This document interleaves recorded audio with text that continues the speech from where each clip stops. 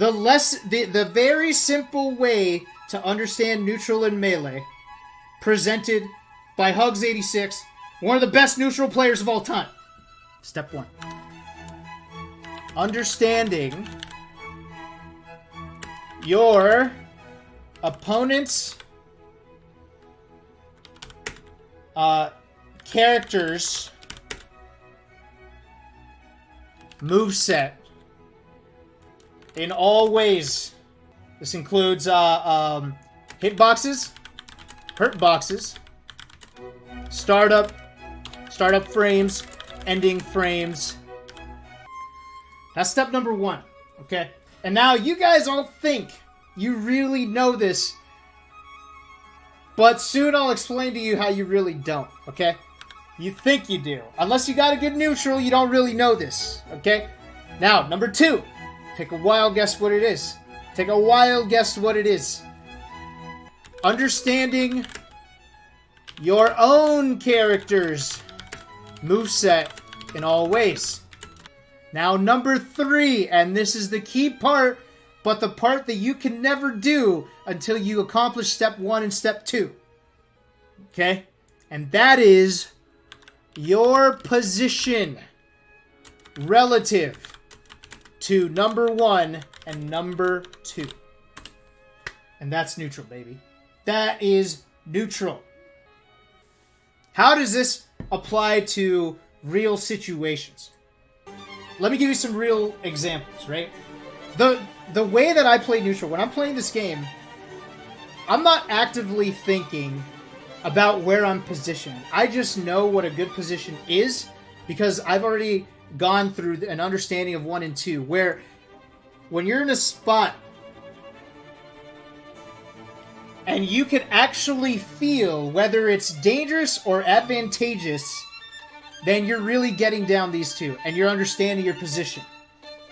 If I take Falcon's back, then I understand that my opponent's moveset cannot cover a whole lot, and I understand what options Falcon is limited to, right? Falcon can no longer nair me, and I understand at what range he can nair me. I understand how long it takes for the back air to come out for Falcon, and I know that my jabs stuff it.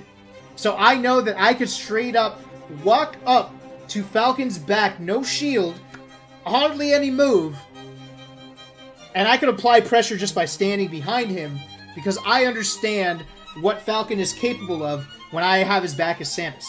Okay. Off top, bro. So I shield immediately because I know that once he landed and he L canceled, I have no options that get me out of here safely. So I have to resort to shielding until I catch a break in his pressure for me to actually get through, right? And I don't know why he shielded, but as soon as he shielded, I'm wave dashing out because I know how Yoshi works, and I know that Yoshi can't do shit at his shield. Why not go to the platform? Well, I understand Yoshi as well. I know Yoshi thrives on platform play. I know that Yoshi's got an up air that kills it here. And I'm simply too slow to get over Yoshi, so I know that my character is best served to wave dash through, to cross up through the ground. So, yeah, like that's the 5 advices we're gonna have for the neutral game. So like over and under shooting, crouch cancel, not using the wrong moves at the wrong percentages. Fight fire with fire, and as many mix-ups as possible for each said scenario. If you do these 5 things, your neutral game is going to be improved tremendously. Yeah, that's all I'm going to say. So, over and under shooting is really, really important.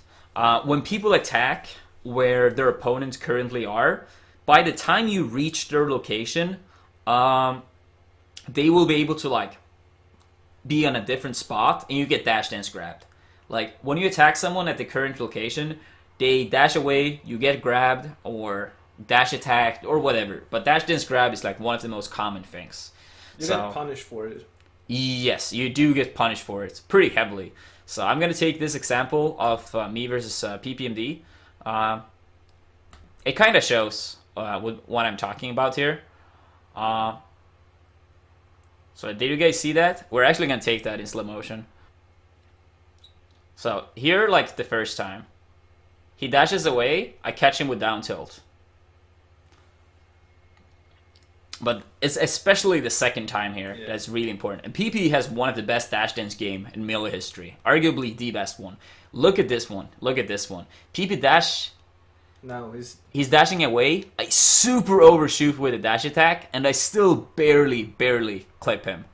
If I attacked him right away and was not overshooting at all, then PP would have grabbed me or whatever he wanted. Yeah.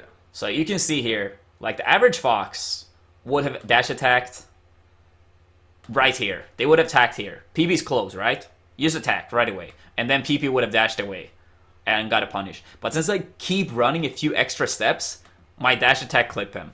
So you want to overshoot when you predict your opponent is going to dash away. Undershooting can be pretty good if... like, it can be pretty good to beat... How are you going to say? Like, I, for example, like, if I think a Fox is going to jump in with an air, if I, like, pull back my aerial, then either my aerial will win or trade. That's kind of how it works in Melee. Like, if you pull back, you have a bigger chance of beating your opponent's hitbox, pretty much. Do you clutch this? That'd be sick. Again, the auto-cancel banker got you shined, right? This didn't actually work for you. Be really careful, because this seems to be your low percent game plan, is to go for these auto-cancel bankers. Don't. Switch up your low percent game plan, please. I'm getting destroyed by the sun here. Give me 1 second. There we go. Yeah.